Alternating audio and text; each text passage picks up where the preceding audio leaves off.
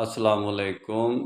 मुस्लिमीन की शरई निस्बत के बगैर अगर कोई ज़कात इकट्ठी कर रहा है, लोगों से माल इकट्ठा कर रहा है, खिदमत के तौर पर कोई उसने शुबा बनाया हुआ है इस्लाम के अंदर, तो इसकी इजाज़त नहीं है जब तक कि वो गैर शरई निस्बत को छोड़कर जिस पहचान पर वो ये पैसे इकट्ठे कर रहा है, जिस शरीयत की पैसे वो इकट्ठे कर रहा है, उसकी शरई निस्बत मुस्लिमीन की तकाज़ा करती है कि पहले तुम जो तकसीम शुदा निस्बतों पर हो, वो सबसे पहले तो इस निस्बत पर आप अपना खैर का काम का आगाज़ करो, चाहे शौकत का नाम हो, चाहे जमात इस्लामी वाले हों, चाहे कोई भी इदारा हो जो खिदमत खैर का बना हुआ है मखलूक के लिए।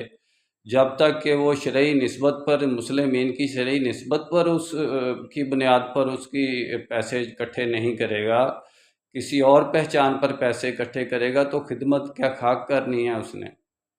खिदमत तो यानी कि करने वाला निज़ाम जो है वो तकसीम है सिरे से, उस निज़ाम ने जिसने कि उस सारी फैसिलिटीज़ की खिदमत करनी है। आप अकेले क्रिश्चियन की तरह आप अदारे बना के खिदमत फाउंडेशन और सोसाइटियाँ, इस्लाम को आपने क्या हिजड़ा किस्म का दीन बना रखा है। मेरा काम इस्लामिक वर्ल्ड की अमन और यूनाइटी का है।